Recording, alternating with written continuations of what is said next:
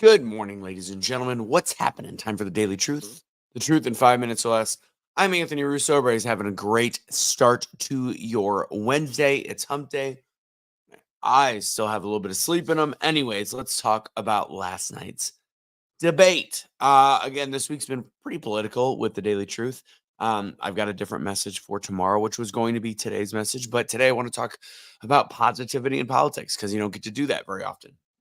So, for those that did watch last night, and there was a couple comments made on some of my posts on my wall saying the winners of last night's debate are the people that didn't watch it. Well, maybe that would be true for some of the other debates, but this, however, is a debate that I think that we can all learn from. I think that this is a debate that reminds us what politics should be.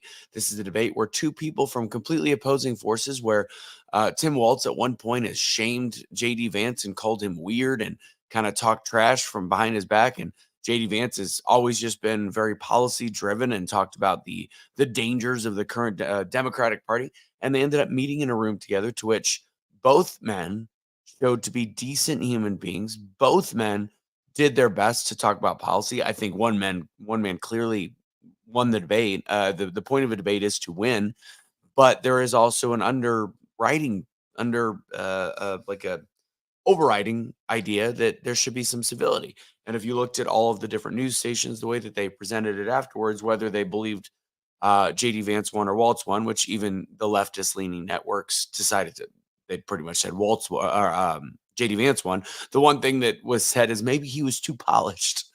Okay. Um, some of the things they said about Vivek too. But at the end of the day, the winner is the fact that they were both civil. And I think that that shows that there can be a conversation in today's world of politics with people that are that are not the same as you. What's going on, Don? How you doing? Hey, Rose.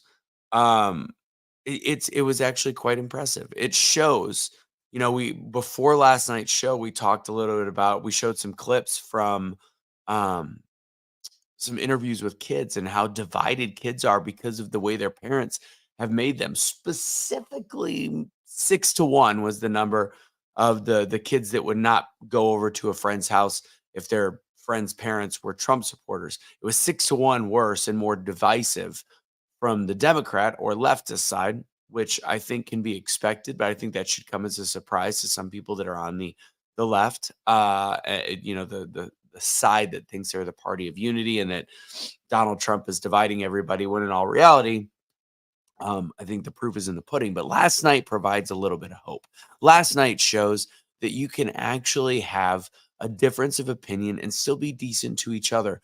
This was literally two men that could have been at a barbecue disagreeing, but still at barbecue together. You know what I mean? They were still able to put their thinking caps on and say what one side was doing compared to the other. You had, fact is, JD Vance taught a master class on debate and speaking last night.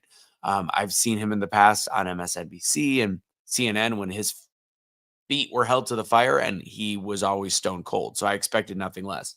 Waltz was still quite good. I mean, he circled around things. That's a little bit what politicians do. JD Vance circled as well, but he always came back to the answer. JD Vance had a couple verbal word gaffes that I can't blame him for. We're human beings. One of the things he said was he was talking about who he was friends with, and he slipped and said, "I'm friends with school shooters." That's not what he meant. I know that that'll get clipped and taken out of context, and maybe some jokes made about it that you don't really want to be friends with school shooters. He meant friends with families of school shooters.